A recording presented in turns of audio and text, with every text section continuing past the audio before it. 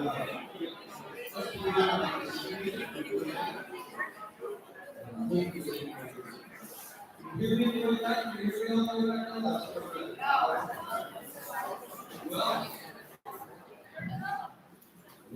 to Bishop Benwood. Welcome to Crusader Square.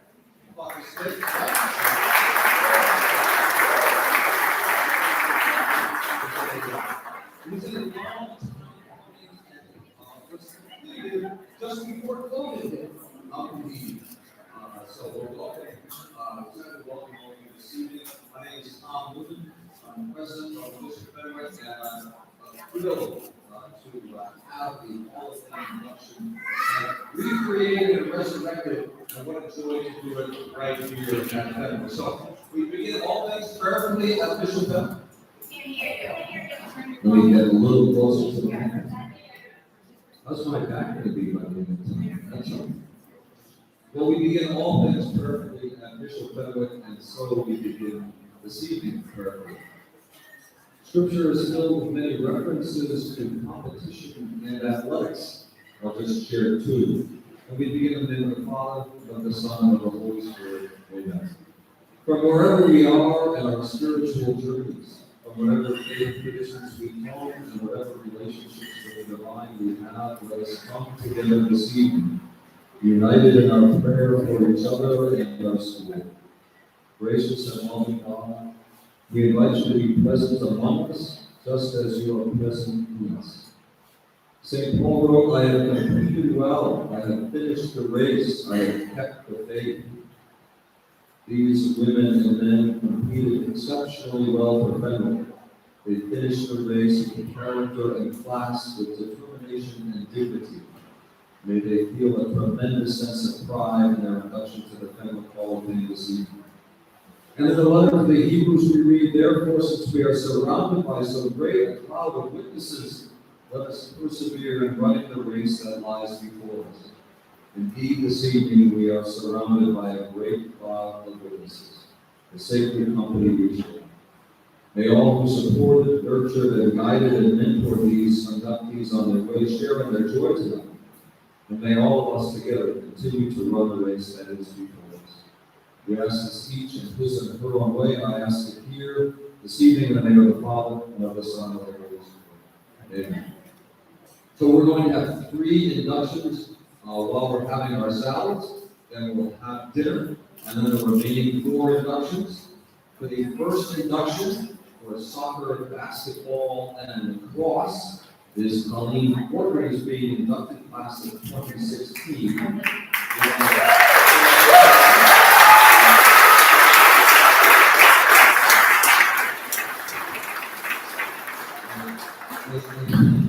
has a few members of her family here this evening.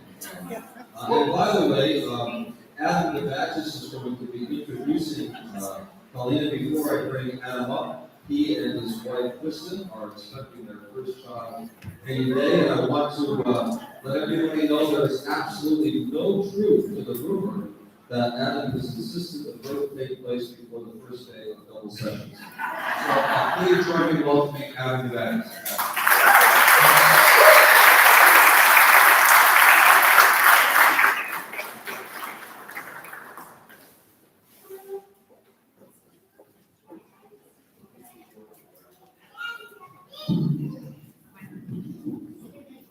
I have to read my speech up on iPad because the athletic director told me his door was open and that I could get his computer. Of course, that's untrue.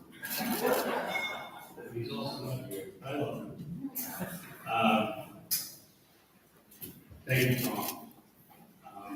First, I just want to say a few words. I have 2 people to introduce tonight, so I'm going to save time by just saying a few words about both of them in general, because they're very similar in one way, and that's they're just great human beings. Really nothing to do with sports or anything like that. I'm proud to be their friend, to have known them, to have a chance to coach them, and have a chance to be friendly with their family. It's no mistake that these 2 people are as excellent as they are. They have terrific families, and some of them are huge, and some of them are a little smaller. But still, It's really, as I am about to be a parent, I'm lucky to have learned, or at least seen, a lot of great parenting and along my trip of being a teacher and a coach. So I just want to mention that as well. So the first person I am introducing, I haven't been here as long as people like Dave Duden, who's a dinosaur at this point. I think that this girl probably goes in the ranks of one of the best three sport athletes the school's ever seen. She excelled she boosted the soccer team to a sectional final. She was captain of a multiple CCL champion lacrosse team and a two-time captain of our state championship basketball team. Pretty much through will, I mean, obviously there's a lot of athleticism there, but will, hard work, and just being a really great team.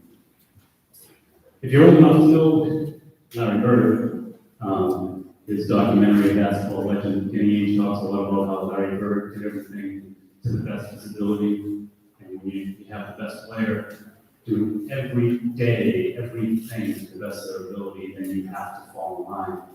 And that is pretty much what Colleen did. She was a 4-year player on our team in every practice, every game, pre-game, post-game. Those are her favorites. Parties, during JV games, every second of every season, she brought energy that was contagious. She did it in high school and college, and probably still does it now as an assistant coach.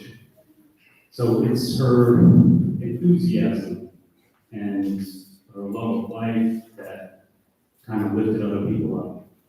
Myself included, I don't think kids realize how much they can, give energy and life and enthusiasm to the adults that they're working with, but it happens to me all the time as a teacher and coach.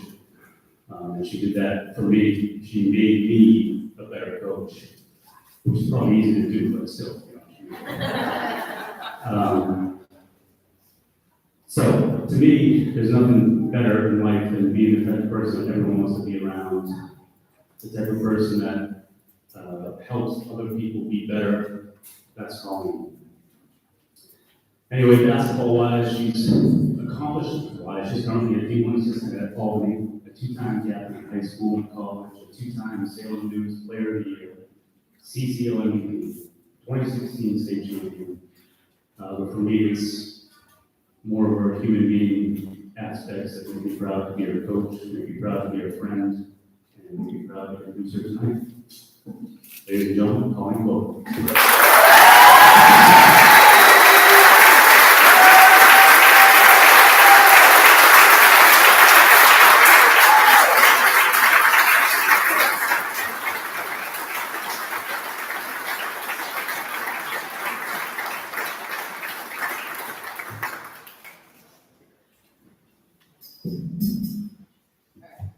Hire this microphone a little bit. It was on really on this hall. Okay, everybody hear me? First of all, thank you so much, Adam. Everything you said, I'm not the person I am today without you. The hard work and the discipline and everything that you kind of just said about me was because of you, because of your incredible leadership, because of your incredible ability to coach a group of teenage girls, which I don't think of college girls, and it's too much. So I can't actually do the high school girls, let alone as a man. But first and foremost, I want to thank Paula Hannigan, the Federal Administration, the Athletic Department, and anyone else involved in making this event possible. It's truly an honor to stand up here and be, part of such an amazing class. Just to be inducted in the Hall of Fame is something really special, and then to be inducted in a class with, another N10 St. Mary's Fenwick legend inducted here, which is awesome. That's something I really looked up to, so as a player person. So, I'm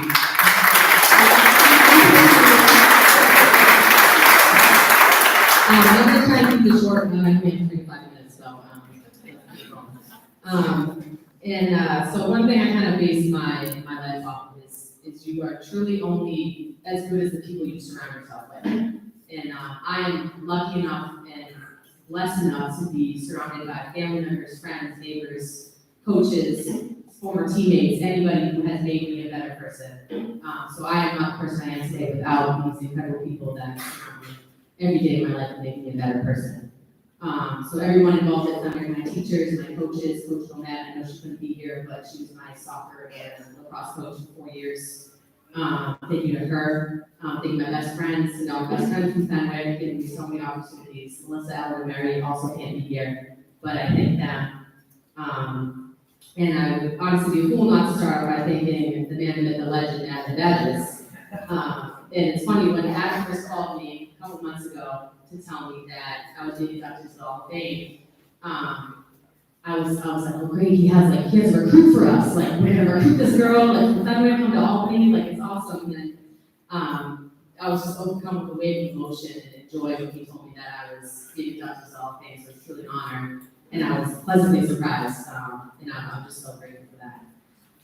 And there are moments throughout my day as a collegiate coach and during my time as a student athlete at Lemoyne, that I continue to use the habits that I developed as a player for you. I would not have been as successful as I am today without the discipline, perseverance, and toughness that you instilled in me as a young athlete. Your leadership and confidence in me as a player is something that I look up to and try to emulate as a coach myself. And the biggest lesson I learned from you was discipline. The discipline that you taught me and the standard that you held myself and my teammates to won us a state championship. And you really took a great group of girls and made us better. So thank you for that. And I'm just really, really happy that we were able to accomplish everything that we did. We couldn't have done it without you. I obviously wouldn't be here today without my family. My siblings, I know I'm a pain in the butt 99% of the time. But having, my 6 best friends double as my biggest fan club is a beautiful and a unique thing that I will never take for granted. And thank you for coming to my games. I know Sullivan, you didn't want to be there all the time. I would probably reading a book in the bleachers instead of watching the game, but I appreciate you guys all being there and the support you've shown me. Is something that can never be replaced. To my nanas, you two have always been my biggest fans since day one, since I started out playing as a freshman here at Fenwick. And I know sometimes it's really hard for you to be in a loud gym and sit in those really uncomfortable bleachers, but one of the things I miss as a student athlete most of all is looking up at the stands and seeing you two there supporting me. So I miss that, and I love you guys, and I thank you so much for all the support you've given me for all these years. And last but certainly not least, I need to thank my parents. Mom, I don't know how you continue to do it to take care of 7 children, now 9, including Lucia and Maddie. So I just, congrats, like that's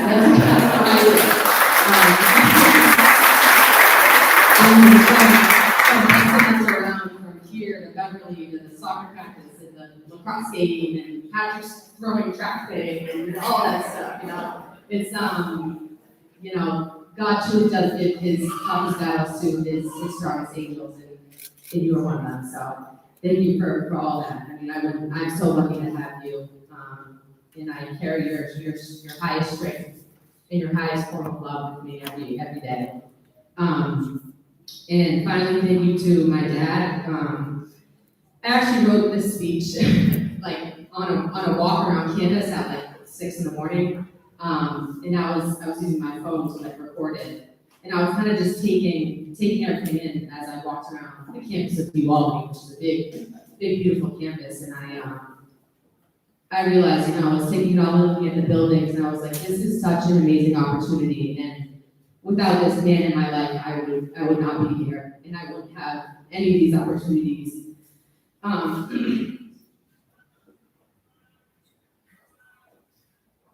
Sorry.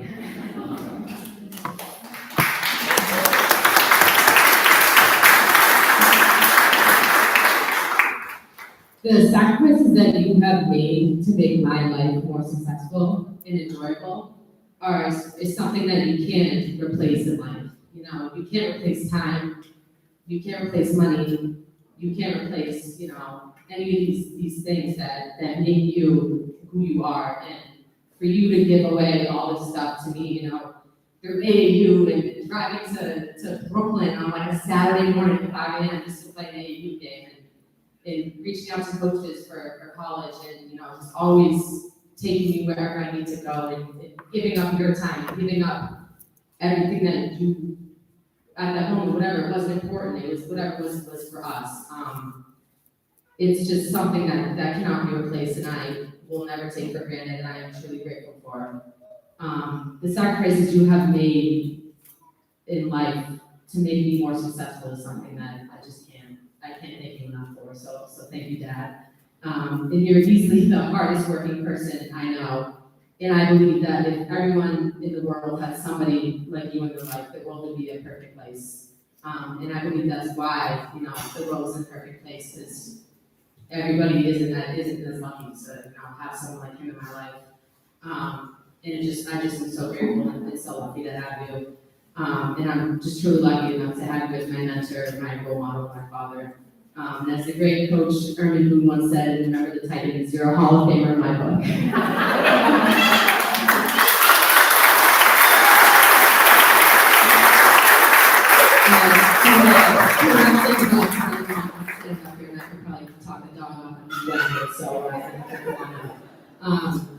I don't know if a lot of you know Vinny Costello, but he couldn't be here tonight. He was a huge fan of the women's basketball program, huge supporter.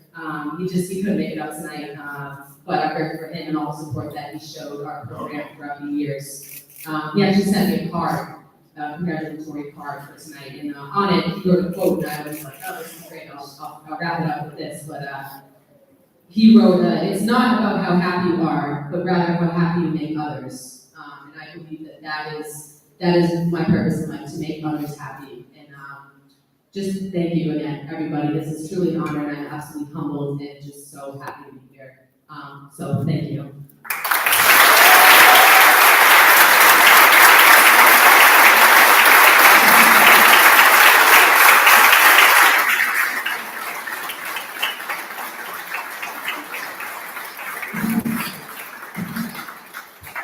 Beautiful comment. Thank you so much. Our next inductee is Mr. Nick Rolla, class of 2014, who's going to be introduced by Mr. Dinosaur.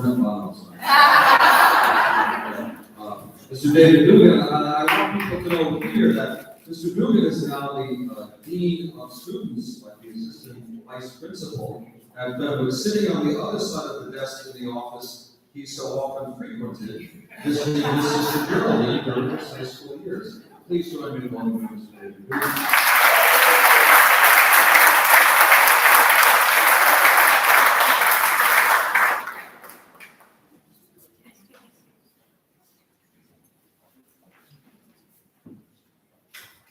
Sorry, the dinosaur needs his glasses. I just want to echo what Adam said. I'm really lucky and blessed to induct tonight two wonderful human beings and two men who represented Bishop Fenwick at the highest levels. But before I talk about Nick, I just want to thank the committee who put together an exemplary and supremely deserving group of candidates in this very exclusive club. And I also want to congratulate everyone who's being inducted tonight. What an accomplishment, what an honor it is to have this as part of your life. And Bishop Fenwick was very lucky to have all of you here whenever you work here. And when I thought, what do I say about Nick Vaughn, there are a lot of things that come to mind. I actually wanted to put on film and sit here for hours and show how Nick would destroy people, but people be like, my wife would be like, oh, let's go, we can't do this. So, but what I really want to talk about is Nick as a person. He's just such an unbelievably awesome human being. And when I think of him, I think that he is one of the most mentally and physically tough people I have ever met. Nick was the type of athlete that could have played and thrived in any generation. He is the best football player Coach Woods and I have ever coached. And we have had the privilege and the honor of coaching many, many talented football players. I'll always remember the first time I was talking about Nick. Our program was struggling. We were struggling LinkedIn launch-wise. We were struggling to find an identity. And my family and I were down in Florida on vacation. And Nick, who had the unbelievable opportunity as an 8th grader to play in the Little League World Series for the West Community team, we were having lunch and the game was on. And I said to my wife, I said, "See that kid?" She's like, "Yeah." I'm like, "That's going to be the face of feminine football. That's going to be the kid that's going to turn our program around."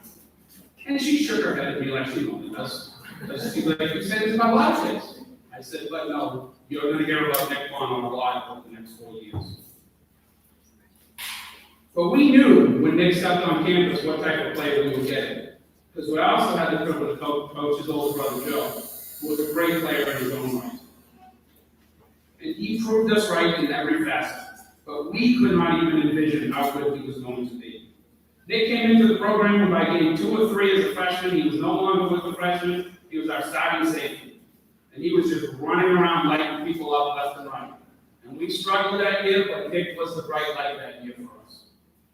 Then his sophomore year came, and he was elected captain as a sophomore in high school. That is something that does not happen very often on a high school football team. His teammates and his coaches thought that highly of him and knew what he brought to our program. Unfortunately for Nick, though, the season didn't go the way he wanted it to. He played 5 games with a broken back. I would watch him on film, and I'm like, for 4 or 5 seconds, he would explode, and then he would get up like an old man. And I'm like, "What's wrong with him?" He'd be like, "They didn't tell me. I'm fine. Leave me alone. Don't say anything to my father. Just leave me alone." And I'm like, "Okay, all right."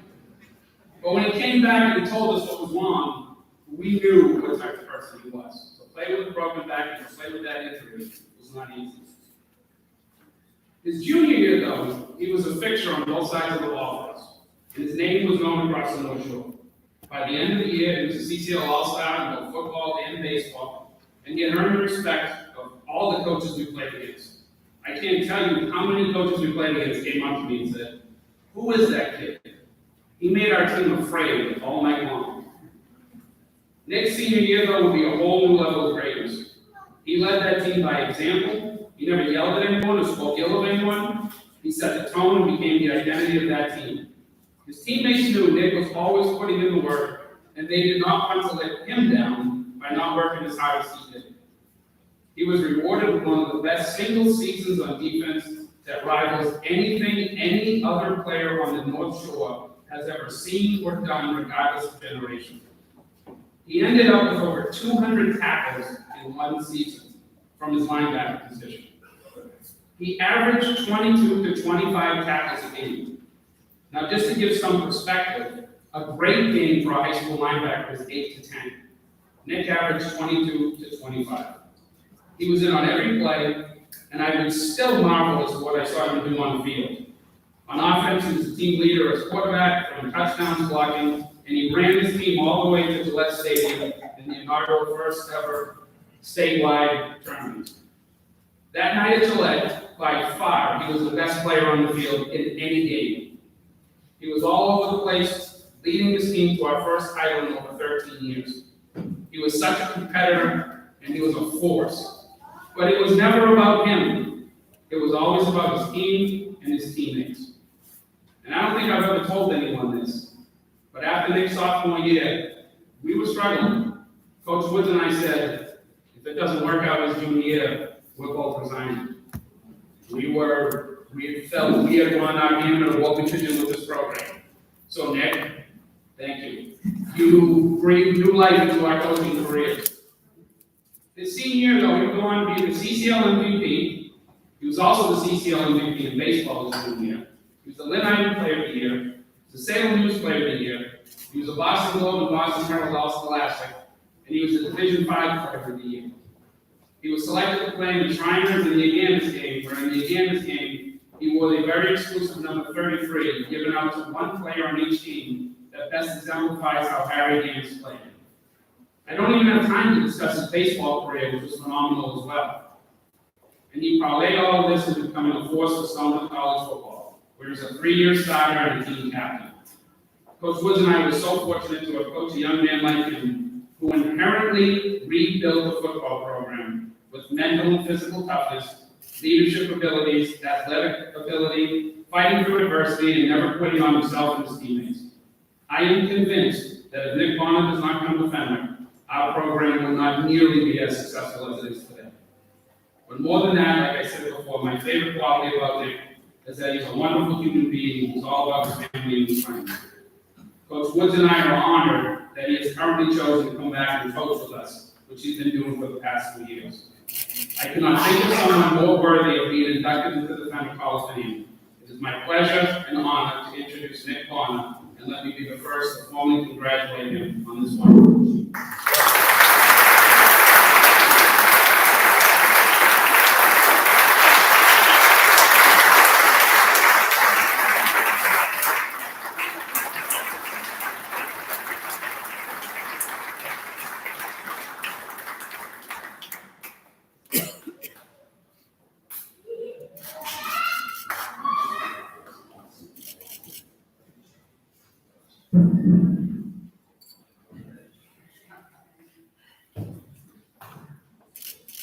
Good evening, everyone. Thank you, Coach Dugan, for those very kind words. I was thinking about maybe doing a joke, but I won't beat you to it. So I'll make a joke. I still call you Coach Dugan. I don't think I'll be able to not call you Coach, but you've been a great friend and a great supporter for me for a long time now, so thank you. I appreciate it. First off, I'd like to thank Bishop Fenwick for hosting this wonderful night. Tonight is a night full of thank yous, so we can do that for a while. You don't get into a position like this one on your own, so I have a lot of people to thank for that. And I'd also like to thank the Hall of Fame board for selecting me into the Hall of Fame. It's a huge honor. It's something I kind of always had in the back of my head, and now that it's here, it's very special. It's an honor to join some incredible athletes and people in the Hall of Fame. Thank you. Next, I'd like to thank the Fenwick faculty and the teachers who supported me and my teammates along the way, really with whatever I needed. Your support for athletics meant a lot to myself and my teammates, so thank you for that. I'd also like to, huge thank you to all of my teammates and anyone's here. We'll hear this one day. Both sports, football and baseball, a lot of ups and downs. And but with the support of my teammates, I wouldn't be where I am without them today. So whether we were winning or losing games, we always made the most of it, enjoying our time on the football field and the baseball field. To all my coaches, thank you. Really doesn't do it justice. First coach I thank is my baseball coach, Coach Kevin Canty, coached me in baseball for 3 years, as well as the assistant coaches. I just want to thank him for thank you for believing in me.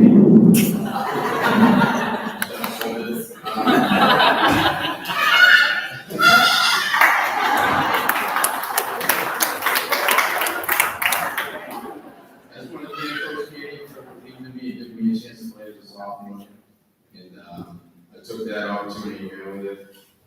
And, although we had some heartbreaking losses, the number of wins outweighs the defeats, and that's really all that matters to me. To my football coaches, what a ride. We didn't start off too hot in 2010, but by 2012, 2013, I think we had figured it out. Coach Woods and Coach Dugan, I wouldn't be standing up here today without you guys. Whether it was struggles on the field, off the field, in the classroom, really anything, you guys were always there for me. I'm sure I was hard to deal with at times, but I just wanted the best for the team and myself. Thank you for allowing me to come back and be a part of your coaching staff. Although I'm not able to be there as much as I'd like to be due to my work schedule, I appreciate any time that I have around you guys and any time I have on the football field. want to thank all my friends who supported me in my teams in athletics, and nothing beats a great crowd out at Thompson Stadium. So you hope this win a lot of games. Last but not least, I have to thank my family. You all belong in the Hall of Fame. Joe and Catherine. Joe, I watched you play at Fenwick, and that's pretty much why I came to Fenwick. I grew up watching you play there, and I supported you while you were there, and you did the same while I was here. Come back from games when we were in college to watch me, and I always appreciate that. Steph, it was an honor to be a senior here when you were a freshman. Very cool, watching you run around the walls. But you also supported me in all my sports, even when you weren't at Fenwick. And it was very cool in volleyball, you were number 5, so I'll always remember that. And then both of my grandmothers, my Nana who was here, and my mom's mom who lives far away and not be here tonight. I want to thank you guys for being some of my biggest fans. My aunts and uncles who couldn't be here tonight, thank them as well. And then of course my mother and father. Mom, you're always a huge supporter of me through youth sports, Walk One, Little League, football. I don't really have much to say. Can't really put into words how thankful I am.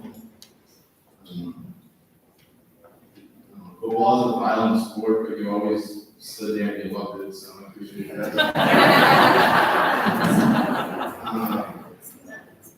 Especially during my senior year when we were winning games and you were there to help out with everything, setting up the field and the concession stand and all that, so I appreciate that. And Dad, again, I just wrote your name here, I didn't even write anything next to it. I couldn't really think of what to say, I had to sum it all up. But you coached me growing up my whole life, and now it's pretty cool, now we're coaching together. Here at Fenwick, which is really special, and I just thank you for your support, and you never missed a game. Was always there, was doing the chains during the football games. And, like I said, I can't really put into words how much I appreciate you guys, but I think you know. So thank you again, and congratulations to all the inductees.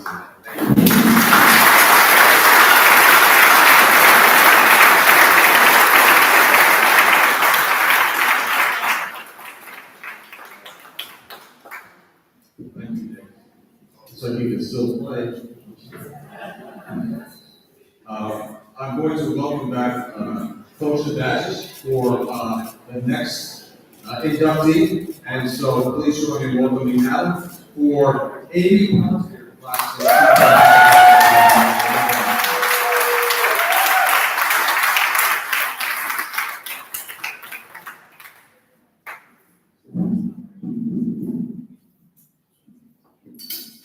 I got to first start by praising Nick Vaughn and actually his family too, so I love them as well. Great people. I coached football last year. I used to drive down the games with Nick. I missed that, I think, more than the game. Sorry. So, Amy, unfortunately, I never got to be Amy's head coach, and I still resent God for that.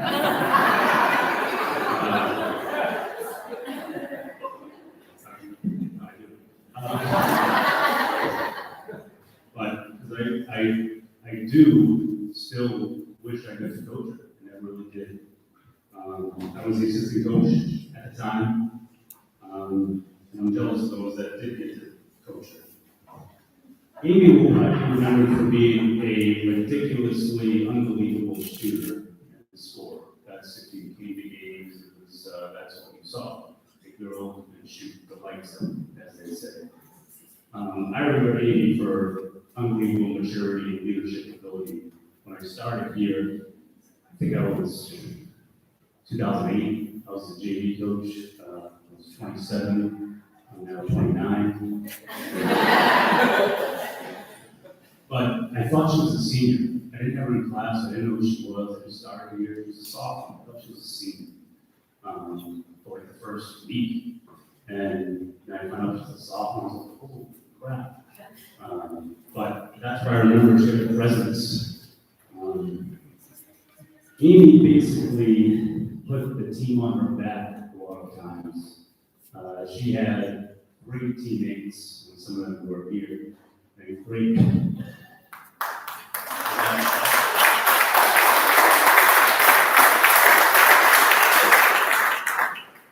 But I think even they would tell you that they were lifted up by Amy and her greatness in practice and games. And you know, like I said about Colleen, you want to be better when you play with people like her. That's what I saw. You know, quite frankly, Amy did a lot on her own. She has a great family that supported her, I'm sure financially a lot, and you know, mentally and emotionally. But she got everything she got from hard work. Every single coach in high school, especially, I think probably in college too, opposing coach, planned for her and guarded her as best they could. She worked so hard she scored 1,000 points in middle school as well as. Not that matters.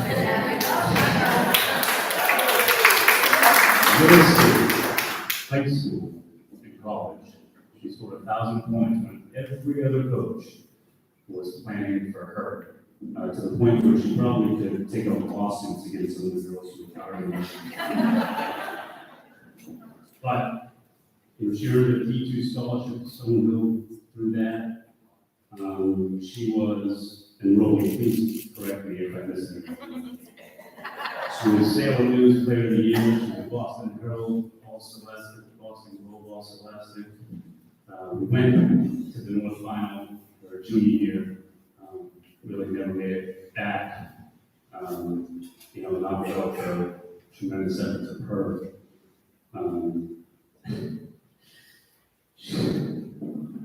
That's me laughing, not crying. She was an assistant coach on our 2016 state championship team. She was there a lot more once we figured out we were probably going to guard.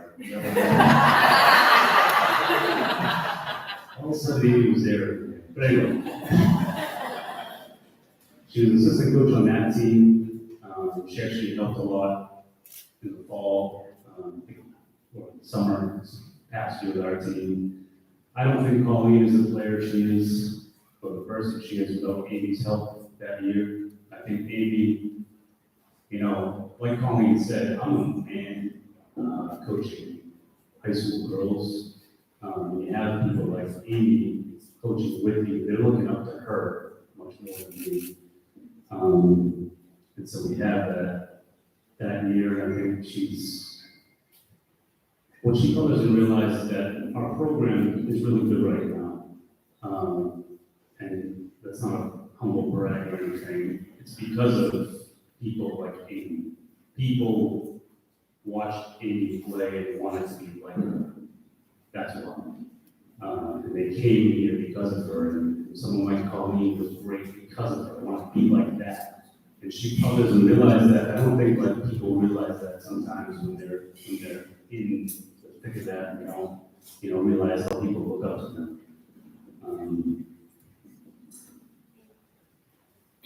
So, thank you. Lastly, it's this person's love of life and enthusiasm that are her best qualities. If you hang out with Amy, and you know, just call her, she'll hang out with you. But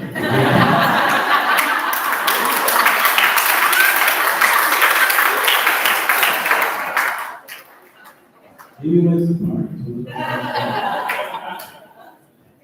But if you do hang out with her, anyone would tell you that life is better when you're around her. So, ladies and gentlemen, Amy Boston.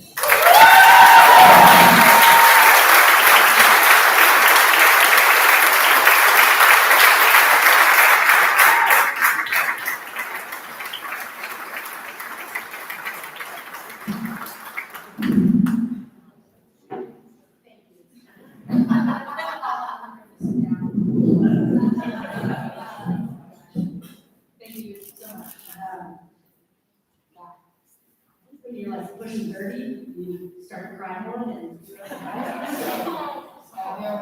I'm okay. I have a speech written, but I'll be remiss to thank someone that I didn't plan on thanking in my speech, and her name is Julie Hart. You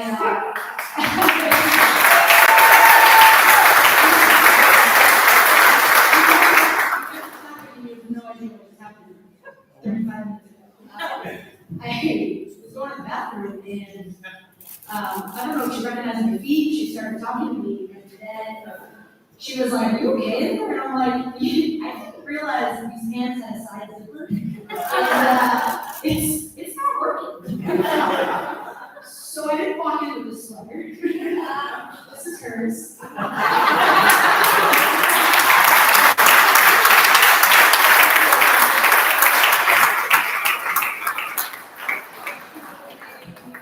Teacher of mine for a long time who actually had to change her syllabus because she only had this rule that if you were a day late, you only got 10 points off. So I was like, well, I know I'm going to get an 100, so A minus 90. So I didn't pass the paper for like 2 months.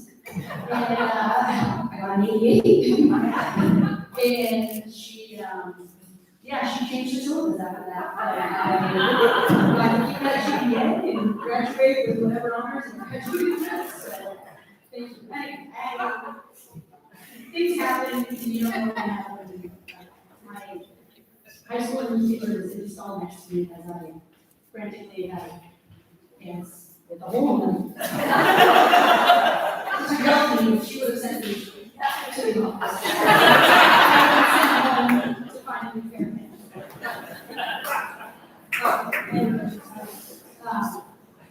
Anyway, good evening.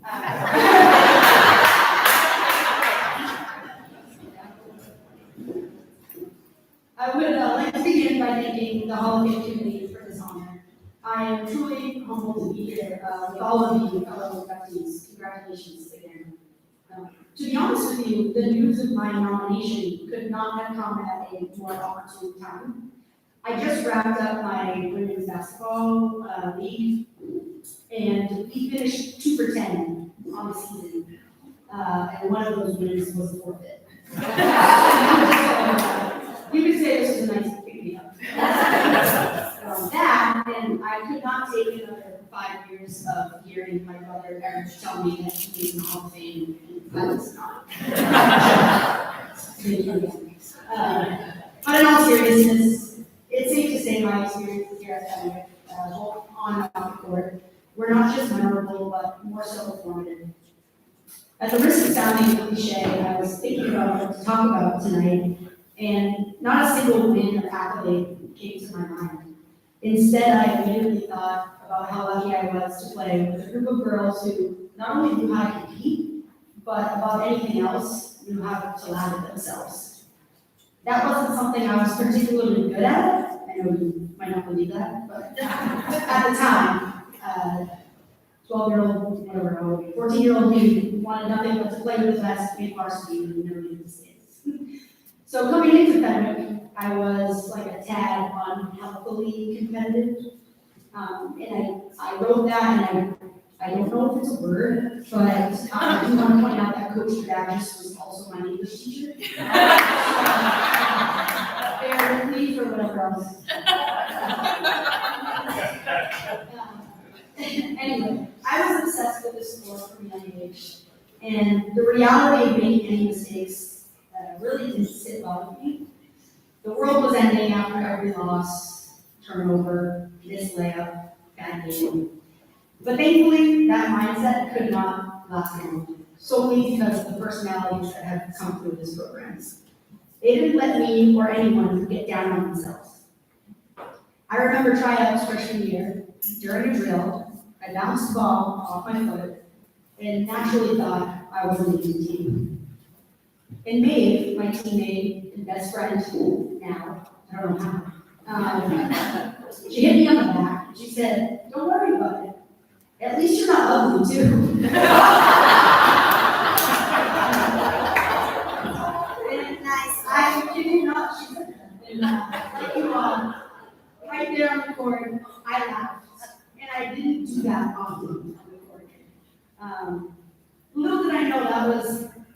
be the first of hundreds of laps and memories I have, actually on the basketball court.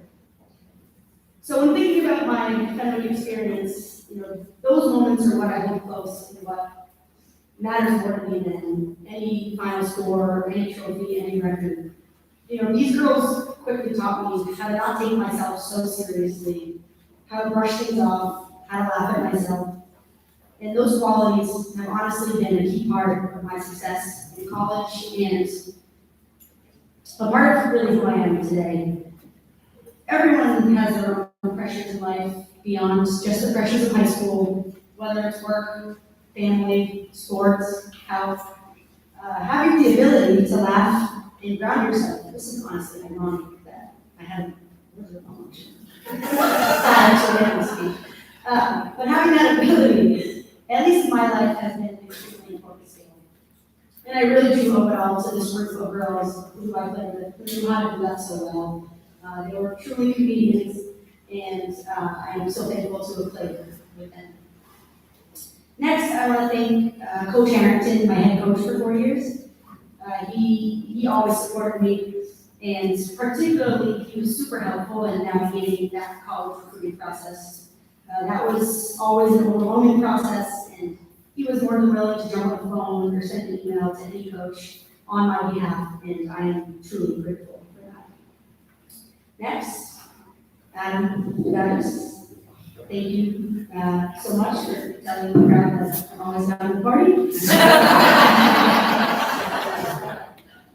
But I do want to thank you for being not only a coach and a mentor, but honestly a really good friend. I love how candid our relationship is. You traveled to multiple games, followed my career well beyond high school, and our post-game debriefs, whether about my games or your games, have seriously made me a better player in person. Your passion for coaching is truly unmatched, and I've always been in awe of your commitment to your players. The girls that have come through your program here at Fenwick have undoubtedly left as better people. I have two of my middle school coaches here today, Loretta Bisnick and Tom Grant. They ran the Beverly Travel Team program that I'm very thankful to have been a part of from 5th to 8th grade. I might not have realized it at the time, but the focus of their program was less about building basketball players and more about giving us the tools and the lessons to become young, confident women, and that's pretty rare as a young girl. They had a rule that if you said a phrase, "I can't," you said "I can't do something," then you had to do 2 push-ups. So there was never any place for self-doubt. They also had a rule that if you missed a layup, you had to do 2 push-ups. So if you're wondering why I stayed at the 3-point line for most of my career, you can thank them. But lastly, and most importantly to my parents, there will never be enough words to properly describe and thank you for the amount of time, money, and energy you sacrificed so that I could live out all my basketball dreams. It all started when I was 6 years old. My dad introduced me to I don't know if any of you heard it, it's the Saturday morning cartoon league. Instead of watching cartoons on Saturdays, he ran a clinic to bring kids well above my age group, but I begged him to go. And I fell in love with the game there. And from there, I can't tell you the amount of pamphlets I handed them, asking them to sign me up for yet another basketball camp. And with a roll of the eyes, their answer was always, "If you want to do it, then of course." So beyond the clinics, the practices, the games, the wins, and the losses, you instilled in me 3 of the most important lessons. Show up, work hard, and stay humble. My favorite thing about you guys, which I don't think I've actually ever told you, is what my friends and teammates would say about you. They would always comment about how quietly you spectated, never yelling, never losing your temper. You showed up to every single game. They didn't miss one. In Ireland, in Florida, they were there. And you did so with a proud smile. After every game, you welcome me with open arms, regardless of the final score, not offering tips, corrections. Instead, you urge me to hurry up because you wanted a pizza and a cold beer. And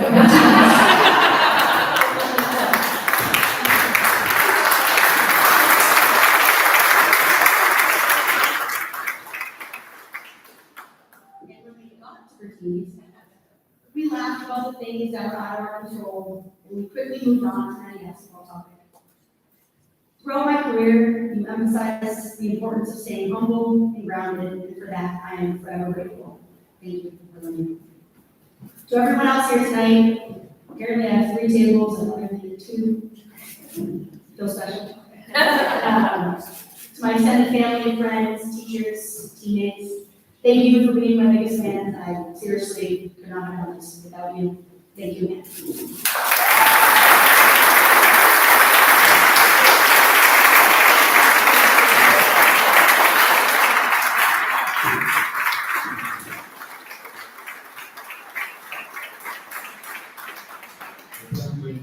Two things before we eat. You will be called up by a table.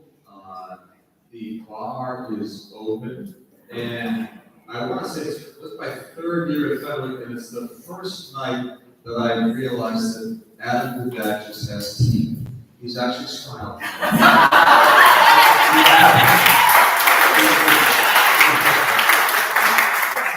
Enjoy the Yeah.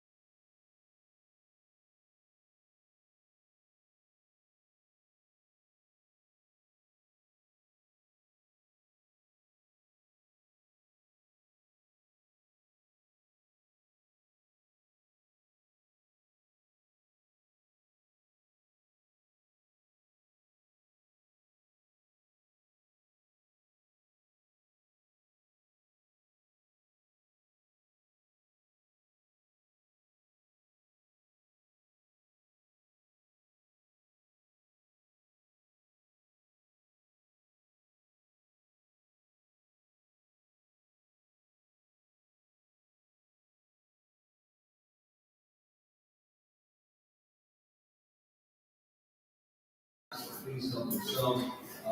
The next inductee is Carol Linehan. Before I introduce those who are going to induct Carol, I wanted to share with you a brief note that I received from Harris Montana, who's joining us this evening. And it's amazing what parents remember about the lives of their sons and daughters. And she said it was the beginning of May, and I believe all the college decisions had already been made. And apparently Carol was going to go to Drexel University and swim on their team. And apparently she came home from Fenwick one day to a frantic message that spring taken by her younger sister. And this message was from the coach of the University of Maryland. And this coach called her and wanted her to be on the team at the University of Maryland. But as the answer, we didn't hear from them. We had no contact with them. And as it turns out, the University of Maryland had a new coach from Stony Brook.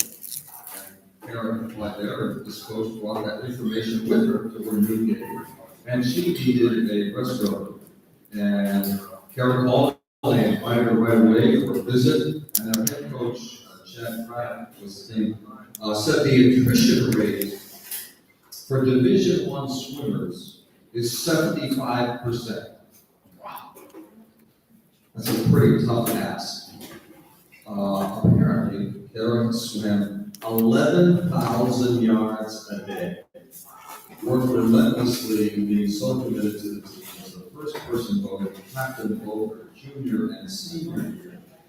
And as Mom shared with me, their coach, Chad, told us that he, as a new coach, felt Karen taught him how to be an even better coach. And there is no doubt that you taught her everything she ever learned. So please join me in welcoming the two people who will induct Karen. Gary Trahan, 2011, and Kirsten Ford, 2004.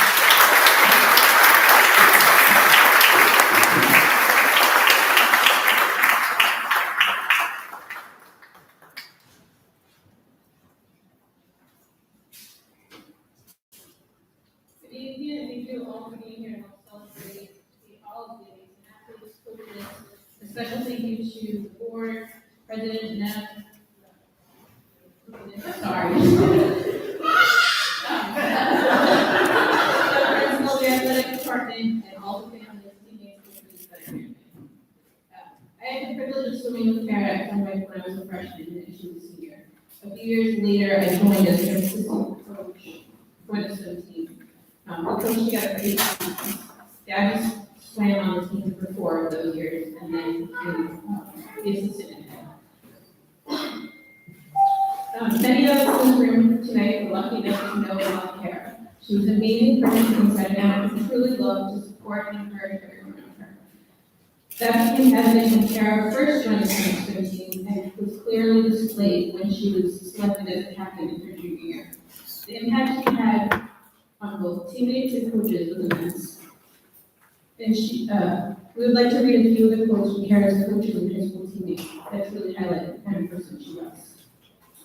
One of Kara's friends and coaches, Kevin Terrell, said Kara was an energetic and fun swimmer to coach.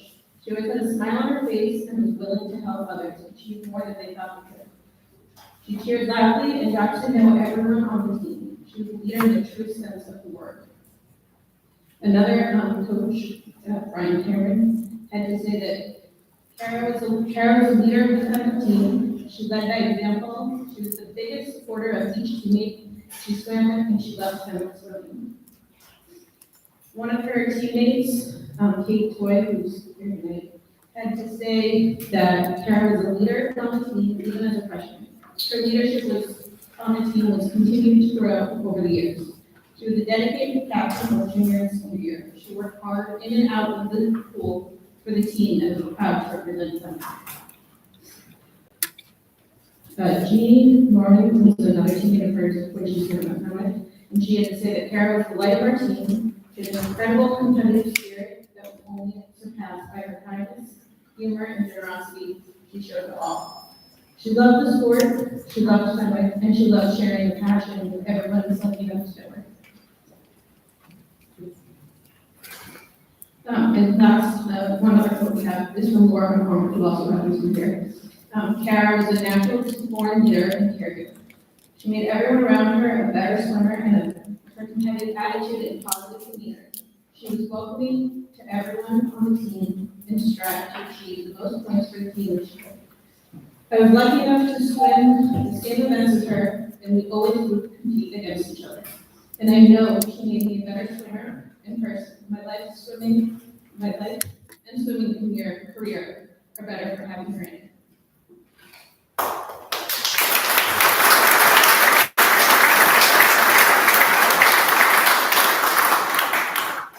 After Fenwick, Carol went to swim for Division I, University of Maryland, Baltimore County, where she majored in graphic design. Soon after college, she went to work for a business firm and eventually rose to the position of art director. In 2006, she returned to Fenwick to coach the team she once swam for. She spent countless hours, many of those before the sun rose, on a pool deck, coaching everyone from beginners to national championship qualifiers with equal dedication. Each year as Kara coached, she ended the season with a better record than the one before that. That run culminated in 3 perfect seasons from 2014 to 2016.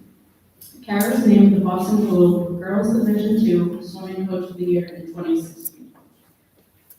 Most of her swimmers would argue that what made Kara a great coach was nothing like green on paper.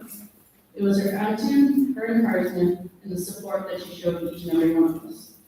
Kara celebrated each of her swimmers' accomplishments with the same enthusiasm, whether it was finally doing a flip turn in a beat, finishing the 500 freestyle, or placing in the top 8 in the event at states. When asked, how swimmers all jumped at the opportunity to express their love for Kara, and I want to read you some of those sentiments now. She was more focused on us being confident and proud of ourselves than any score in the race. She is a role model and inspired me in so many ways. She always took care of her swimmers and was such a joy to be around. Her high energy and enthusiasm made those 5 a.m. practices more than worth it. Sarah Wong, class of 2018. Kara wasn't just a great coach, she was much more than that to her swimmers. A mentor, a motivator, a supporter, and most importantly, a friend. She pushed you to be the best you could be, and no event was off the table. She was an amazing person that had a lasting effect on each and every one of her swimmers. James Black, class of 2010. I cannot help but hold Kara in the highest esteem because she was the person that naturally inspired admiration through her actions, seeming to lead almost effortlessly. She took each obstacle confidently in a way that I don't think can be learned, but was just natural to her. She was unmatched in the amount of effort and care that she put into this team and the community. Her self-assuredness was contagious, extinguishing any doubt that you have in yourself or in the team in a matter of seconds. She will always be an inspiration to countless people in ways that I don't think we will ever be able to grasp. Rowan Emerson, class of 2018.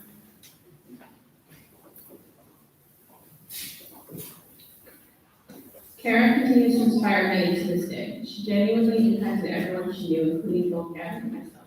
I will forever be grateful for the opportunity to have known and coached with Karen. Karen was always wanted the spotlight on her swimmers. Neither her I actually ever wanted it on us. But tonight we get to celebrate her and all she's done in every aspect of life. This Fenwick swimming is better for having had the leadership of Karen, letting him know. We'd like to welcome her husband, Dan Huckle, to accept the award on her behalf.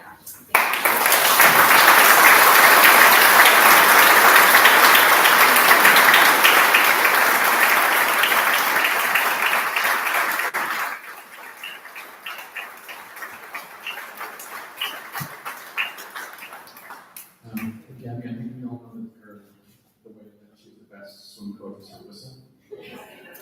Shatter all I always wonder why she would want to get up 4 in the morning to come and coach swimming at practice in the mornings, or I didn't know why she would go to the meets on the weekend, or I didn't understand why she would compared to the other team's roster to hers. Yeah, she'll try to make sure that she got the most points and win every meet. Over the years that I knew her, I got the chance to meet some of her swimmers. Some helped me propose to her when we got married in 2012. Some went to the wedding, and ultimately I think that's why she did it, was for the kids that she got to coach. And if anyone's looking for a role model or someone to look up to, read up on Kara. You would love her too. Thank you.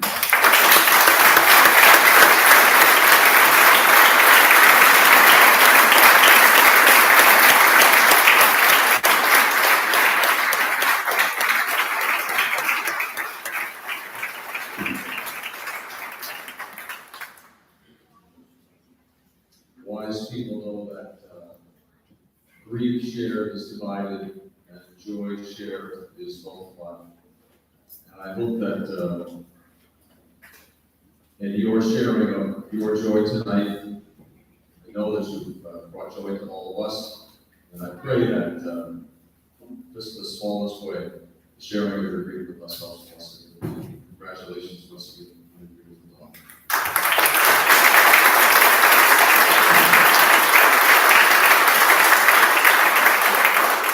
And now, please welcome back Mr. Dave Newton, who will do the induction for Mr. Christopher Garofalo, class of 2004, and hockey and golf.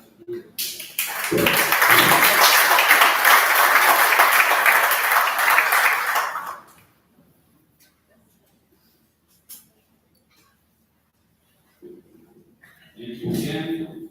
Mr. Newman, you did say earlier that I had spent a lot of time in Sister Geraldine's office when I was a student here. That's true. And sister, I completely, 100% respect you so much more being on that desk now. I know exactly what you go through when kids like me came into your office, so.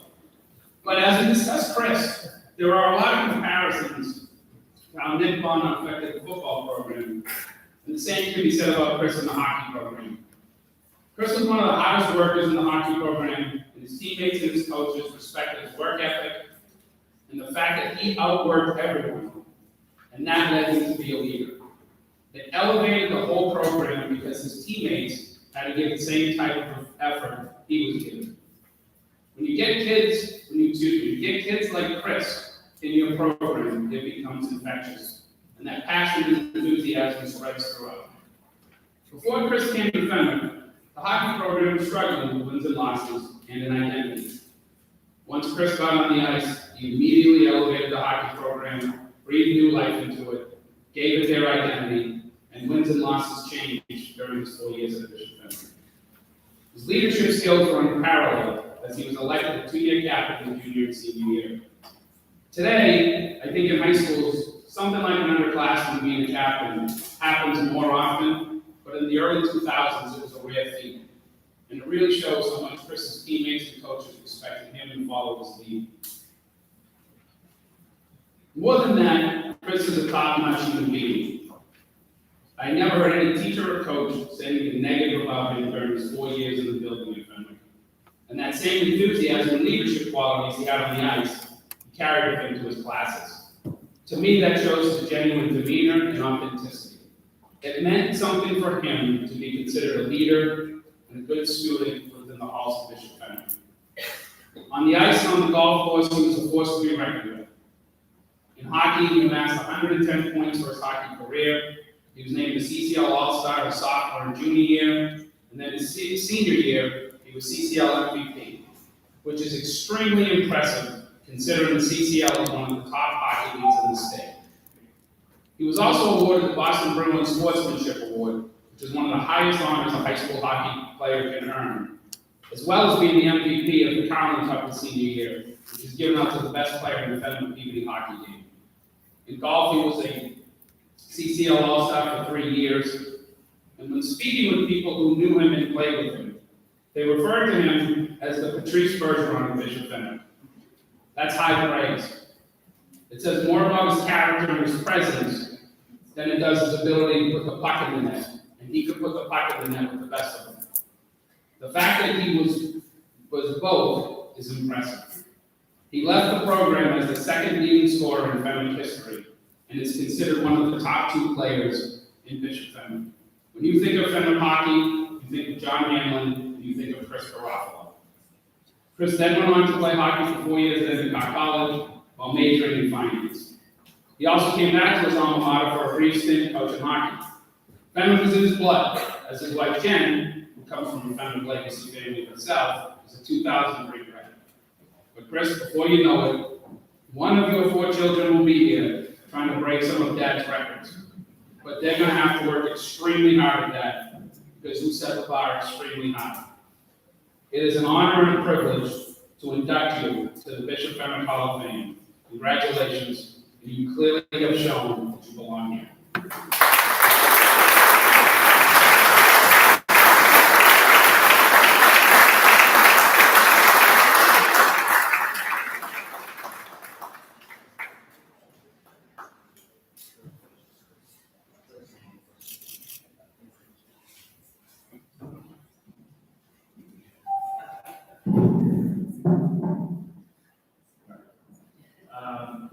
I have to be honest, I graduated close to 20 years ago, and that's probably enough time to be okay on the date. But that price of class while I was here, it's still Mr. Dugan for me. I know he was talking about me earlier, and I almost want to raise my hand and ask to go to the bathroom.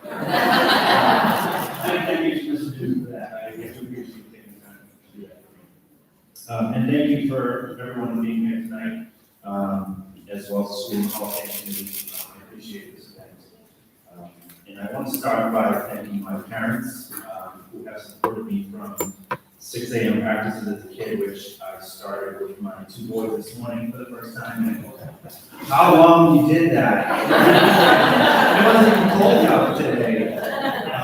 It's a testament to your support to me. And then through high school, college, I would not be where I am today without them. Although I know you guys had a good time too. I don't know how much fundraising went on at Champions on Friday night. I will take that trip with me to my sports event as my kids go along. I also want to thank my wife Jen for being here tonight. She may not have had a direct hand in my success at Fenwick, but she has helped me become the person I am today as it carries on the values that her and I took away from being here at Fenwick. Unfortunately, my coach Chandler, is no longer with us, couldn't be here tonight. But I hope he understood what an honor it was to play for him and to play for Fenwick, because that's what we're on every week. My time in Fenwick because of him and because of my teammates was nothing short of memorable. I loved every minute of being on the ice or on the golf course and swimming, even if the snow was still melting. The bonds and friendships I created, and the fun we had at the team away from the rink is something I'll never forget. And honestly, some of the best memories that we still talk about when we meet up for alumni meetings or get-togethers. From coming back after I graduated to see younger underclassmen grow into leadership roles to coaching the hockey team, I always realized once I got here the passion I still had for Fenwick sports. I can remember texting my dad when the hockey team beat St. Mary's like a year or 2 ago for the first time. It seemed like forever, and how big of a deal it was for me. And now with my nephews playing football and basketball here, I'm still really vested in Fenwick sports, and I just don't see that ever changing. I'll always read the local news articles or read some star athletes. I pretty much have heard of all of you here tonight. I've been inducted with me just from now on. And it always makes me proud to come from such a great school. Again, I just want to say what an honor it is to be inducted into the Hall of Fame here at Bishop Fenwick. It means a great deal to me and to my family. I appreciate everything the school has done for us here tonight, and thank you again to the administration, Mr. Dugan, for the introduction, and I hope everyone does this.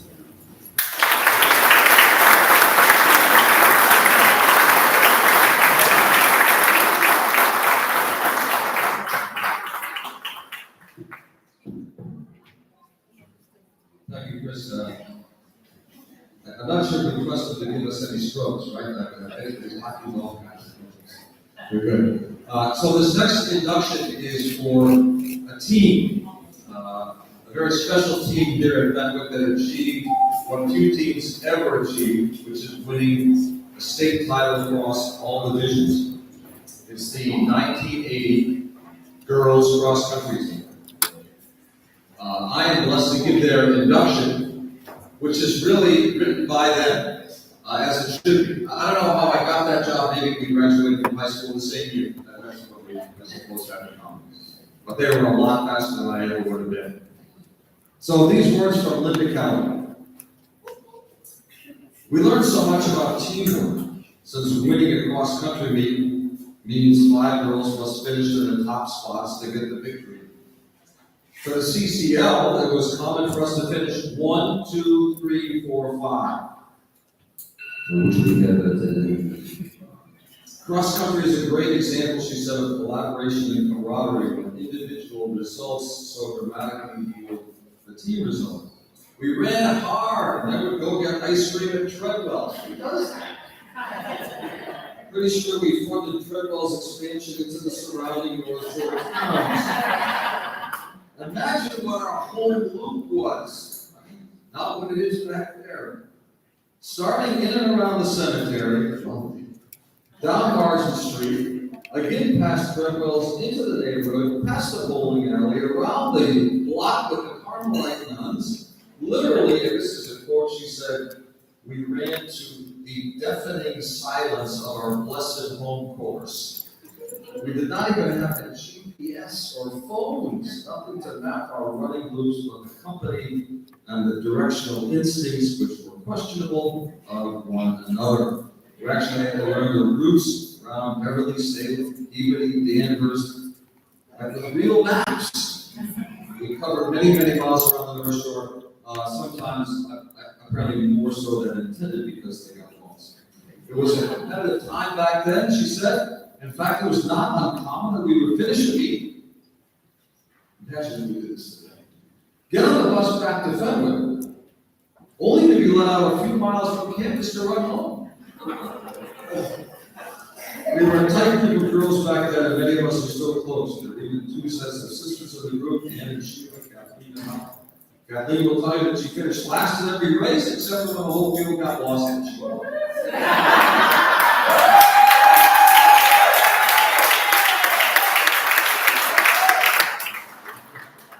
She loved the team as all of us because it was just a great group of girls. Her sister, by the way, is now running marathons.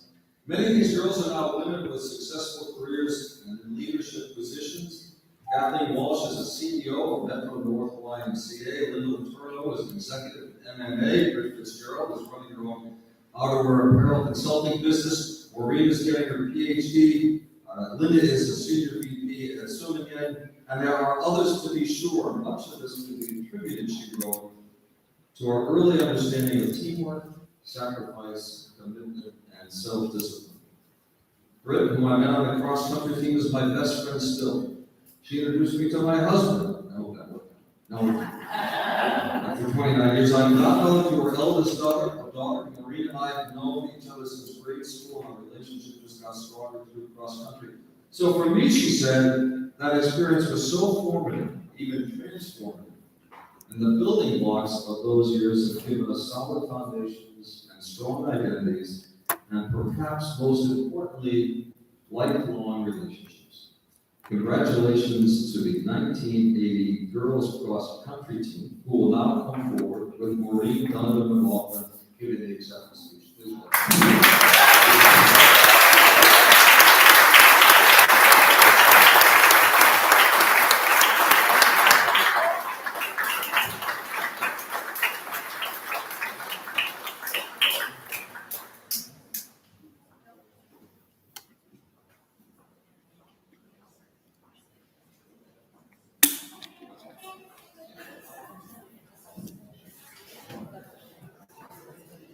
As Carl talked about being a team, I'm so happy that my whole team is up here with me tonight, and also represent others who weren't able to join us in this wonderful celebration.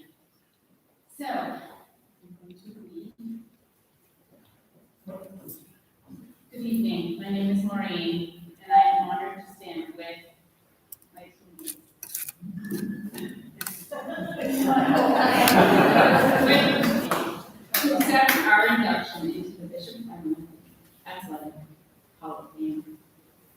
I wrote this speech in my head a million times, and usually prefer not to use script. But a funny thing happens to us humans when emotions clear in. You share that, right? I get it.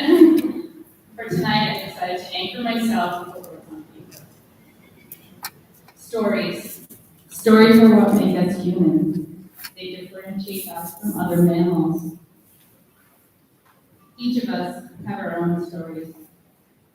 We have our own stories and our experience at Fenwick. We have our own stories from experiences in our family life at that time. And we have our own stories as the student athletes that we were. Stories travel with us. And we will have a story tonight, or about tonight. A story that I will share with my kids. No, 7. I will share with my husband. I will share with my mom. And I will share with my colleagues. And I will share with my grandkids. Let's celebrate the stories that each of us hold. Let's celebrate the story of us. And celebrate how we worked hard together, ran fast together, cried together, felt the aches, the pains, and injuries together, and we won this title together.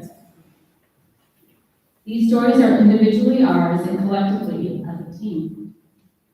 I'm humbled and proud to be part of the 1988 Massachusetts All-State Championship Women's Cross Country Team.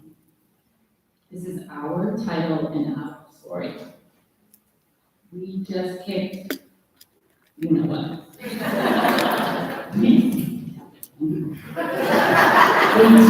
We didn't even realize how good we were because we focused on what mattered. We focused on putting in the work and supporting each other.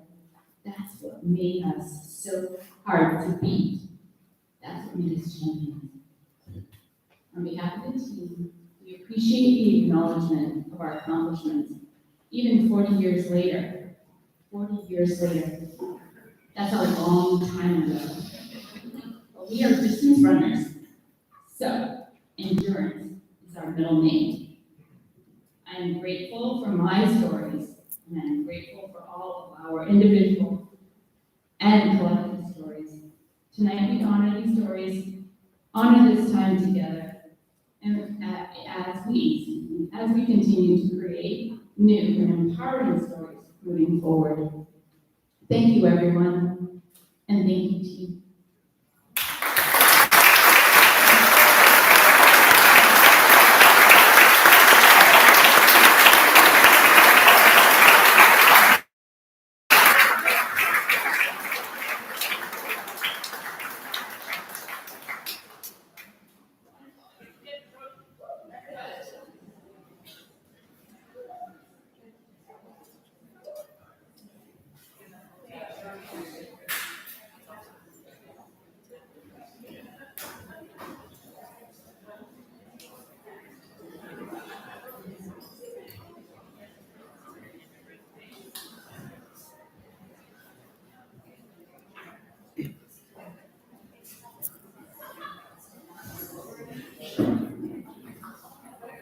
Your wonderful team, congratulations, ladies, and our final inductee of the night, a very special person here at Bishop Fenwick, who's going to be introduced by another very special person here at Bishop Fenwick.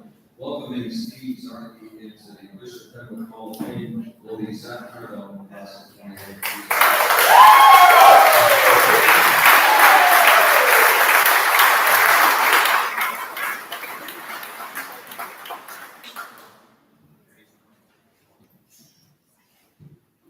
Good evening, everybody. My name is Zach Cardone, and I'm the current head coach of the indoor outdoor track team and 2011 graduate of Fenwick.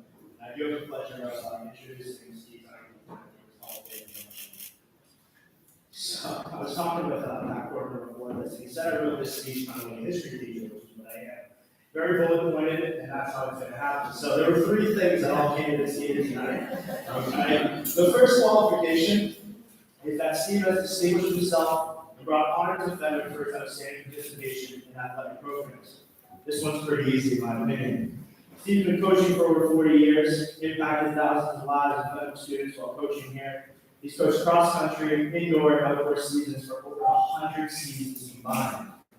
I can give you all his records, state champions, league titles, or you can walk into the gym and find the banners with the most years on them.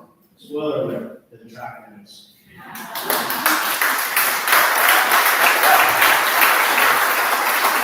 All these times, he's coached divisional champions, state champions, all-state champions, and even athletes that have medaled at the national high school level. Recently, the girls cross country team were division champions in 2017, 18, and runners-up in 2019. But success is not the goal; it's a byproduct of the environment that Steve creates. To quote Coach Pat Cahill, unlike some coaches, Steve values the relationship with his kids more than that of wins and losses in the record book. Since the program has welcomed each student athlete, regardless of athletic ability, since the fall of 1971, Steve has worked to help each kid find a place to feel comfortable, make some great lifelong friends, and feel part of something very special outside of the classroom. To say that Steve Zarnke has brought honor to the Fenwick cross-country and track programs would be an understatement. He's been the face of the program for 40 years, and the banners, sectional titles, state titles, and numerous league championships prove that. The second qualification is that after graduation, nominees have distinguished themselves. Well, I don't want to give away any secrets, but Steve is coming up on his 50th high school reunion. Not only has Steve had an impact on the cross-country and track programs, he's had an impact on the entire Fenwick community. He's been a member of the faculty since 1978 in a role of teacher, mentor, admissions director, librarian at Bishop Fenwick. Mr. Zarnke is a name that is synonymous with Bishop Fenwick. His contributions to the Fenwick community can be seen everywhere. He's joked with me that he realizes how long he's been at Fenwick because he's now coaching and teaching the kids of previous students and athletes. That's right, his name and contributions are spanning generations of Fenwick students. Whether in the classroom or the athletic field, National Honor Society, or admissions, Steve has had an impact on just about every student that has come through these halls the past 40 years. The third qualification for that nominees have is that they are outstanding examples of character, courage, and leadership, and well-rounded individuals. When I graduated from college, the first person I reached out to is Steve to ask if he needed help coaching the throws. It was an immediate yes. I've had the privilege of coaching with him since 2016. Having Steve as my mentor and learning how to coach a program has been an invaluable experience. Every day we talk about philosophy, expectations, what we hope athletes gain from the season. At the beginning of every season, Steve gives a speech. It has nothing to do with track and field, technique, tempo runs, hill workouts. His speech is about one thing: respect. To be a member of the Fenwick track team, you must respect your teachers, teammates, coaches, and officials. He goes on for about 5 minutes, how our program is built off of respect, hard work, treating everyone around us as equals. It's not enough to work as hard as you can on the track. Everyone on the team must work hard off the track. He wants all of his athletes to grow up to be better people. He's always focused on the end goal and the bigger meaning of the sport. Of course, he's had success as a coach on the track. Wouldn't be here if he didn't. But what truly makes him happy is seeing the success of every one of his athletes when they leave Fenwick. Every time a track alumni comes back to practice, he lights up knowing that that athlete has become a doctor or an engineer, got married, had a family, or they became the head coach of the program. Character, leadership, and well-rounded individuals are the true outcomes of the track program for the past 40 years, and that's because of Steve Zarnke. So without further ado, it's my great pleasure to invite newest member, Steve Zarnke.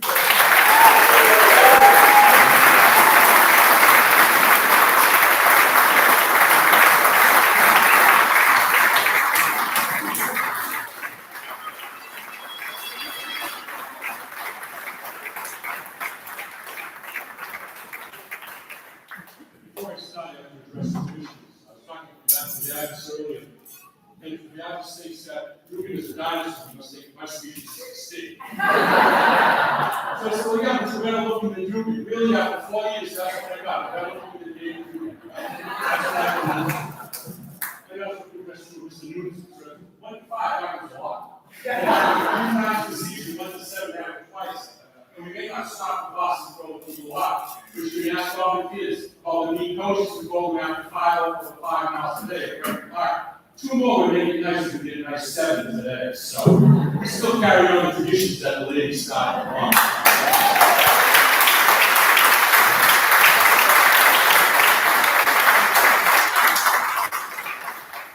want to thank you, I also want to thank all the members of my family for making tonight happen, and for everything that you've done for me and for my family. I want to congratulate all the inductees, many of you that I saw either as admissions director or teacher. Know that as this person, I am so proud of what you are and what you have become, not just as athletes, but as persons. And that's what makes me very, very excited and thrilled. I also want to congratulate the ladies of 1980. This is long overdue. And so tonight, it's nice that you are being recognized. I also get to join my brother-in-law, Mike Brady, who is in the Hall of Fame. Our family's done pretty well. My grandpa would be really, really proud of all of us.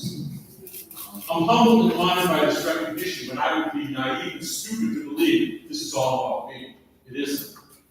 See, it honors a legacy that began with Ralph LeDuc, Jerry Golden, and extends today to Zach Nardone. It recognizes the effort of every single student athlete that ran in cross-country, indoor, or outdoor track. And it's also about all the parents and faculty that supported everything that we do in this particular program at Fenwick.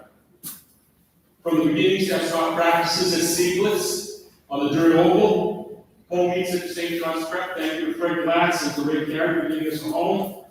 Indoor meets at Harvard, EOBU track, Methuen, Lexington, Lynn Tech, and Wayland. We can remember the night when the water pump broke on the bus and we sat in the North Ladies' basement till 1 a.m. till the bus got fixed and everything. You know, it's 15 and a half laps around the front circle to run a 1,500 meter. Because that's when you run your workouts when it's snowing or when the weather is bad. We used to train our 400 meters runners and 400 hurdlers by hurdling in that front circle, but we had to watch out for the 4 o'clock bus. The ladies sometimes really scared to see these kids running around it. But now we run on one of the finest courses. We run on one of the finest tracks in New England. We travel regularly to Dartmouth, to Rhode Island, to New York, to North Carolina. So it's not just about me. It's about what people have done. On building up back there, there used to be a slogan. It was about Fenwick, and it said, when opportunity meets achievement. That's what we were about. Let's provide the opportunity, and let's see what our students can do with that. It was on the course, it was in the track, it was in the classroom, the stage, the band, student government, National Honor Society, any other place that was there. It was about providing opportunities for the development of young men and women into confident adults who would take the lessons that they learned from running, jumping, and throwing and help them to develop applicable skills that they use in their lives today. So I didn't do this all by myself. Okay? My parents instilled in me an unbelievable love of sports and to prize the value of education. My parents and I went to every game imaginable, Red Sox, Bruins, Patriots at Fenway Park. But my favorite was always Marathon Day and the track meets at the old Boston Garden. Yes, I am that old. When I worked as athletic training, my dad went to every Fenway football game for 9 years. He attended 2 track meets in my entire life. So we ran a Beckman one day and I said, so what do you think? He goes, well, I think you guys might have won because the kids look really happy, but I have no idea what happened. But both he and my mother instilled in me the values that allowed me to become a successful coach and educator. And that is to respect others, to encourage and find a place for everyone, and to celebrate and to acknowledge the achievements of them, and to help them to learn from their mistakes and from their failures. I worked with some great principals, Ralph LeDuc, Bob McNamara, David Marion, Sister Kathy Fleming, Brother Thomas Zocco, and now Cecilia, my friend, Tom Noonan. I've done many things to Fenwick, but my favorite is being coach.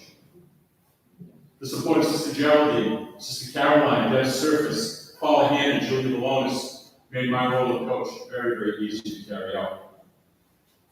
Jimmy McHugh, thank you for everything. Bobby Tini, I miss you, God rest your soul. And Kevin McCarthy, who knew that at breakfast that Donnie and Ray's one summer day to try to find a coach, which accumulated to something that is tonight. And David Woods, all I can say is thank you for all you have done. The man's a great coach, but he's an outstanding role model for everyone here at Fenway.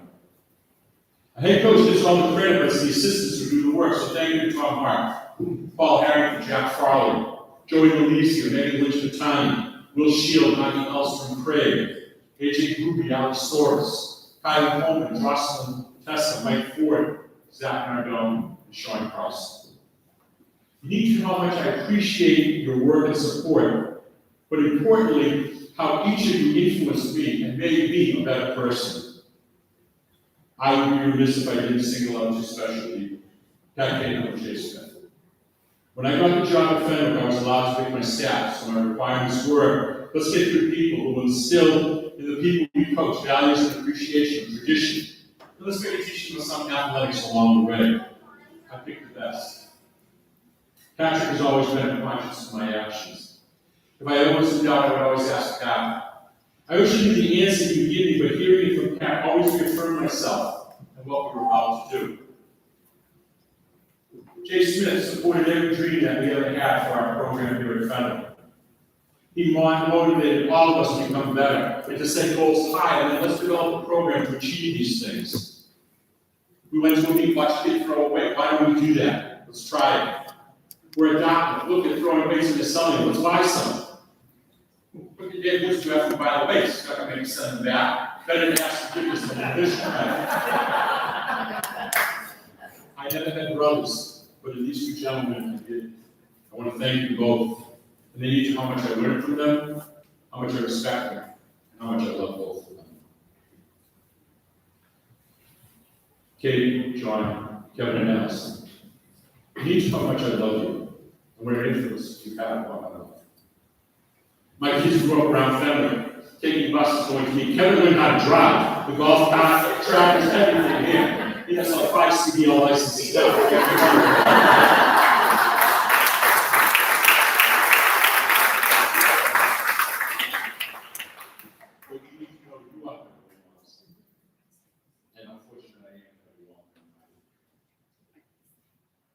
My son David loves sports. On Sunday nights in the kitchen, I would have books out and I would track stuff playing in the week. Truth be told, it's more track than school and so David would come down the stairs and he would say, so what's up this week? And I said, well, we have this meeting, this kind of invitational, and I'm not sure if it could be successful. And I did all this whole laundry list of like coaches' laments. And some David's teachers to get to that. You know how he was. He would look at you sternly, and he would say, how many did you do this? How successful have you been? You need to trust the kids, and you need to trust the process. And he'd walk away. So then he quizzed me later in the week. So how did you do and everything? And I'd go on about how great this was and how the kids were and everything and stuff. And he would simply say, told you so. I don't think it's a coincidence that if I want to check on the kids running a tournament or lost, I passed this grade. And David and I still talk. And David, our family had a noodle coach with Ray Marie. She loves to jump on the high jump pits. She likes to check the hurdles up by crawling underneath them. She loves to run underneath the track. She loves to do cross country meets, especially if there's a concession stand. We have a tradition here that when we go to states, one of the mothers makes hats for the kids. Ray has a whole collection of them. She knows how to start a stopwatch, and she's become part of the team, especially girl skating, and her favorite friend, Catherine Carter. But the person who deserves all the credit tonight is my wife, Jen. She's the Hall of Fame in that family. See, being the wife of a coach who's coached for over 106 seasons is not an easy thing to do. Gone for days, entire weekends. When I coached college, the Nationals would be an entire week. The kids loved it because Dad always brings some presents home. So Dad, go away more. It's great. But Mom, she managed, she fixed things, she guided, and all through the time I never complained. And it's still designed to be house constantly. walk in love. All I can say is thank you. To everyone that I coached, thank you very much. To the parents, thank you for giving me the most special of your possessions, the ability to work with your children. And to anyone who is in any way, shape, or form supported myself and my family, you have my profound gratitude. Thank you. Good night.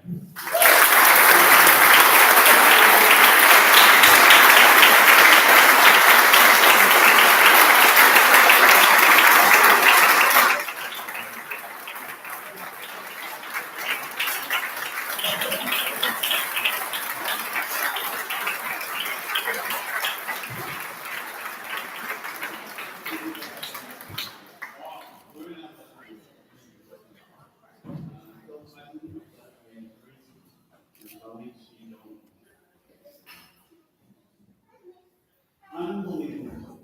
I'm gonna keep it short, because I'm all over this.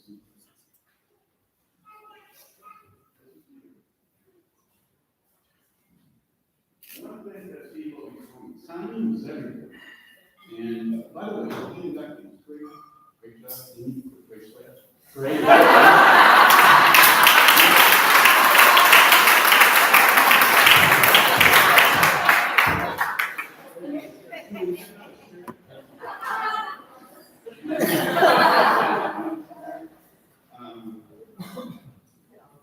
Carrots for me.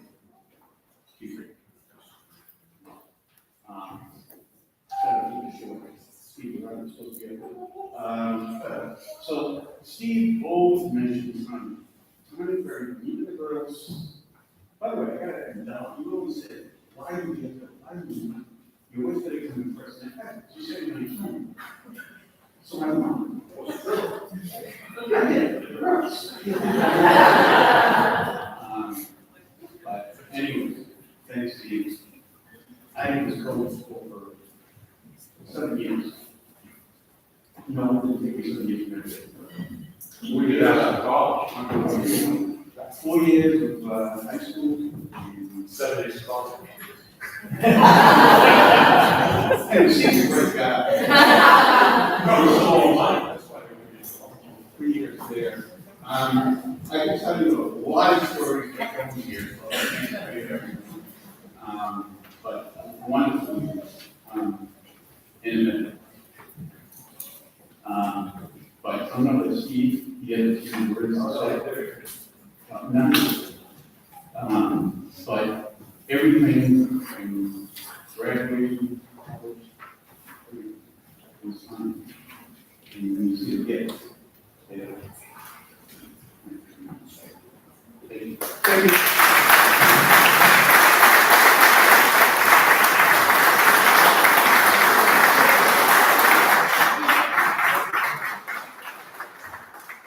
So I'm just asking, try to attention for just another 2 moments. We started a new program this year at Bishop Fenwick called Fenwick Connect. And part of that is that students will give a speech to their classmates.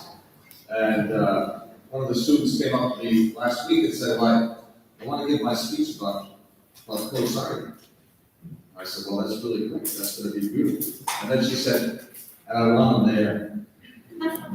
And she gave her speech last week and from the very front of the auditorium, the same chairs you all sat in, by the way, 1960. I could see Steve looking over the back, and it was an amazing reflection on Steve, and I will just read you a few quick sentences.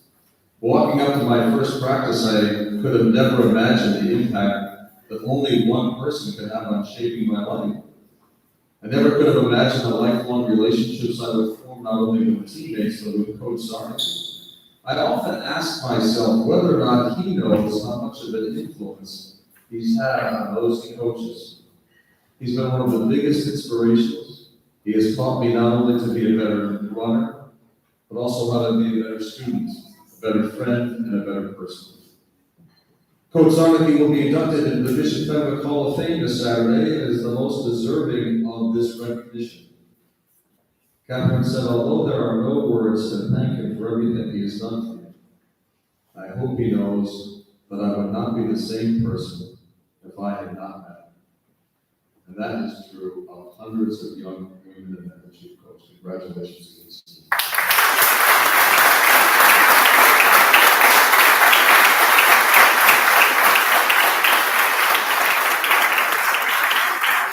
Before we adjourn for the evening, there is dessert, I'm told, in the back, coffee dessert on that back table. I think the bar is open. And I do need to say this, there are many people working behind the scenes, and without them, this night never would have happened. So for Laura and Sarah and Angela and Jody and Paula and David Bigron and David Lewis, thank you so much.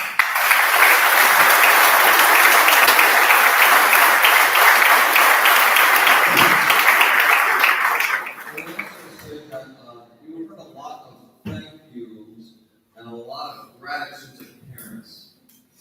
And I was reminded just before Steve was inducted that there was a member of the 1980 girls cross country team who could not be with us tonight, Judy Robinson, who has passed from this life to the next. But she is here in spirit, and she really is here in more ways than that because her mother is here joining us tonight. So can we have a round of applause?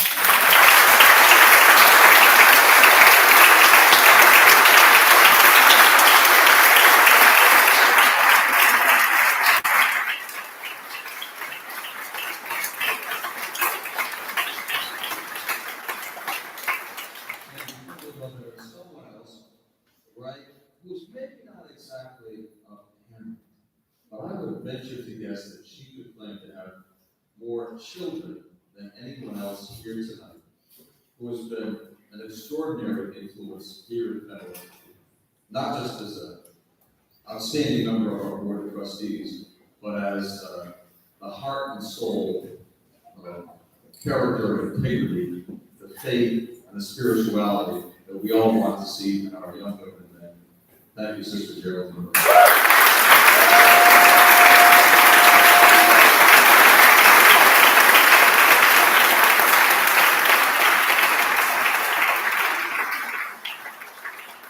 Thank you all for being with us, and please keep coming back to Fenton. Please keep coming back. We'll always be apart, but please keep coming back.